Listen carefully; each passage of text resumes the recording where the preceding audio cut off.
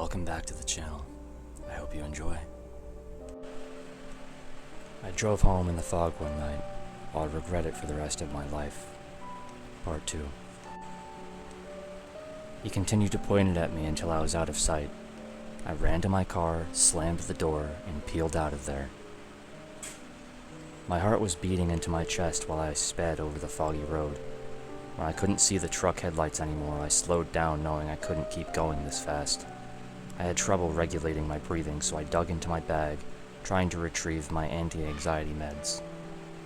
I decided I was probably far enough away to pull over, so I did, and was luckily able to take my meds. I was sitting there, trying to get my bearings, when my phone rang.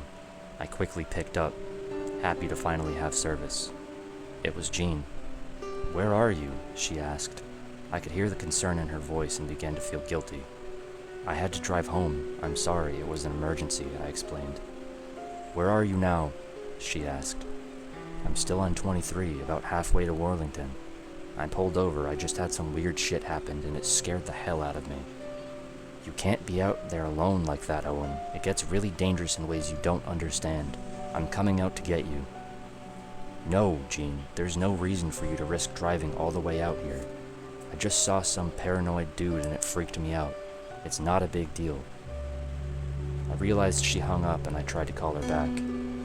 The call would not go through no matter where I moved my phone. "Damn it!" I yelled, slamming my hands on the steering wheel. I didn't feel like I could leave because she knew where I was and was coming out here, but I also didn't want to sit parked on the side of a dangerous highway in the middle of the fog. After about 10 minutes, I walked out into the woods to pee to try to get better cell reception. As I was heading back to the car, I saw a faint light in the woods. I squinted and was able to see the silhouette of a person holding a lantern. The person looked heavy and somewhat tall, kind of like the man in the truck. I didn't want to stick around to see if it was him, so I booked it back to my car. The fog was thick in the woods as well, and it made it hard to see around the many trees. All of a sudden, I ran into something. It knocked the wind out of me and bloodied my nose. I jumped back, then looked up. "Owen?" said Jean. "Jean, are you okay?" "Yeah, but walk much?" she joked. "You shouldn't have come out here. It's impossible to see, and there's some delusional dude out here with a gun. I didn't want to leave you out here alone. We need to go before the fog gets worse," she said, following me back to the car. I didn't see how it was possible for the fog to get any worse. I'd driven in fog many times over the years, and had never seen anything like this. It was like trying to see through milk. "Do you want me to drive?" asked Jean. "I've seen this before, and I think I can do it." I nodded. It felt weird having her drive my car, but I was pretty shook up and she sounded confident. We continued on, albeit at a faster speed than I was comfortable with. I did suggest she slow down a few times, and she would initially agree but would quickly come back up to speed. I had no idea how she was able to see the road, let alone any other cars. Not that there were any on the road. I tried to make conversation, but she was quieter than usual. She seemed tense. I decided it was probably best not to distract her. I eventually felt so uncomfortable with her speed that I asked if she could stop at the Quick Stop gas station that was a few miles before the exit to Worlington. It had to be coming up. She agreed, too. By the time we reached Quick Stop, I was shaking with fear. Jean said she was going to stay in the car, so I went in alone. I locked myself in the bathroom and splashed some cold water on my face. My phone rang. It was Jean. "Hey," I answered.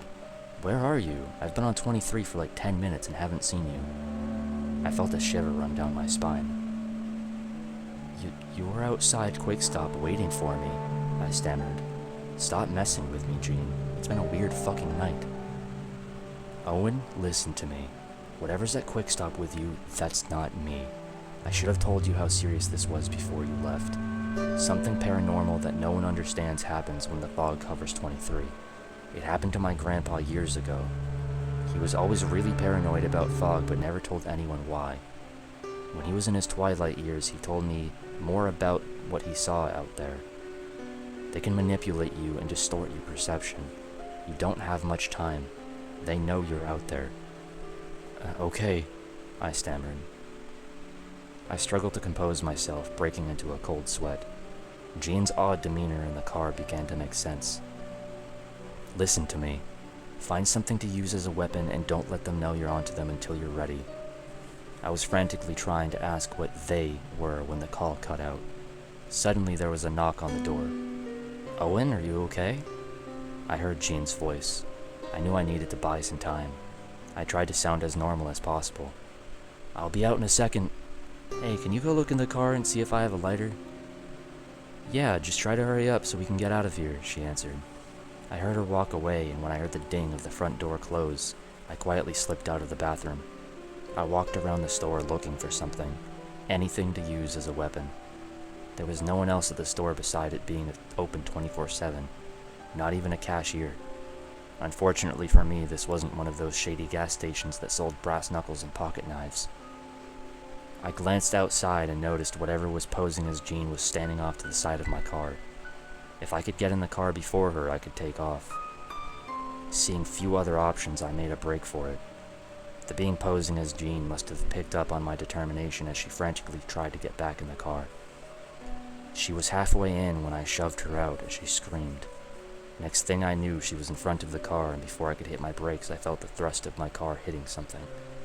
I quickly threw my car in reverse and took off. I knew I had to get out of here. I sped up despite having no visibility. I called Jean back, and on the third try, the call finally went through. Are you okay? She asked. Yeah, but what the fuck is happening? I yelled. It's too much to explain right now. Just focus on getting out. If you're past Quick Stop, it shouldn't be much longer. Don't trust any interaction you have on 23 tonight. They're out. Who's they? I demanded. No one knows what they're called. They can shapeshift and distort things. Just get off the road as soon as you can. I continued driving at a slow but steady pace and was hopeful I would start to see the lights of Worlington ahead. However, to my horror, I noticed two blinking lights just feet away from me. I swerved to avoid hitting the car. A man ran up beside me and started to pound on my window. It was the guy from earlier in the truck. I wasn't sure if he was a regular guy or one of them, but I didn't want to take any chances. I tried to speed up to get around him, but the loose gravel slowed me down. Please, man, I'm sorry about earlier. I have a wife and 2 kids at home. I need to get out of here. Please help. Against my better judgment, I unlocked the door and he got in. I wasn't sure why I took this risk besides the fact that he did try to warn me earlier. That and he has a gun that may be needed at some point. Where's the gun? I asked. He sat it on the middle seat. It'll stay right there, I won't touch it, he promised. I took off, unsure if I made the right decision. I learned that the guy's name was Josh and that he lived on the other side of Worthington. He seemed like a very normal guy, and I began to feel more at ease as the drive continued. What brought you to 23 tonight? I asked casually. He chuckled and looked out the window. This seemed strange, and I suddenly had a bad feeling. I kept a close eye on him. He glanced over, and I caught a look into his eyes. They were gray with no visible pupil. I remembered him having brown eyes when I saw him by his truck. This wasn't him. I slammed on the brakes, and at the same time we both reached for the gun. He lunged at me in an attempt to grab it out of my hands. We struggled for a moment over the gun. I was able to grab it and pulled the trigger as he lunged at me. The shot made my ears ring. I began to panic. I had to pull him out of the car, then I tossed the gun into the woods. Luckily my car wasn't hit by the bullet since his window was open. I was shaking, speeding off into the night. It felt like I'd been on this road for hours. I tried to call Jean several more times. The call dropped a few times, then rang. Are you okay? I asked frantically. Yeah, I had to turn around. It was getting too dangerous. I'm sorry I couldn't help, Jean said through tears. It's okay. Another one tried to get me, but I'm almost out, I told her. We stayed on the phone until Jean arrived home safely. Our connection was beginning to cut out again, so I let her know I would let her know when I got home. It felt like a miracle when I began to see the lights of Worlington. The fog rapidly thinned out as I turned off of 23, breathing a sigh of relief. I sped home, still shaking and sweating. When I arrived home, David greeted me. "What did the police say?" I asked, trying to sound as normal as possible. At this point, a break-in was the least of my worries. An expression of genuine confusion crossed David's face. "What?" he asked. "Police?" I glanced around the living room. Nothing looked out of place and nothing was missing. That said, I knew I wasn't in my best interest to sound crazy. "Did you hear about any break-ins around here?" "Someone at work said there was one in Worthington tonight," I improvised. David looked confused. "No, I haven't heard anything." I went to bed and tried to get some sleep. I had no idea what happened, but assumed I'd gotten through the worst of it. One thing I was certain of is that I would never drive on 23 in the fog again. I woke up early the next morning and quickly got ready for work. When I realized this would involve going on 23, I hesitated. I stepped outside and the sky was crystal clear. I looked on Google Maps to see if there was another way to Els. There were some back roads I could take, but it would take almost twice as long. I decided to bite the bullet and go. I took my meds and left. Everything looked normal. The radio also worked better this time, and the music helped me stay calm. Eventually, I began to relax. I remembered I was almost out of gas, so I went to turn into Quick Stop, but had to slam on the brakes when I noticed the yellow tape in multiple police cars. I cautiously pulled around to drive away when I noticed Ben and several other people from the village standing at the edge of the tape. I parked my car across the street and walked over. "Ben, what's going on?" Ben turned around and I was shocked to see he was crying. He shook his head. "Jean was hit. Whoever did it took off. Didn't even call for help. Some guy from Worthington got shot further up the road too. I think he worked at the hardware store in the village."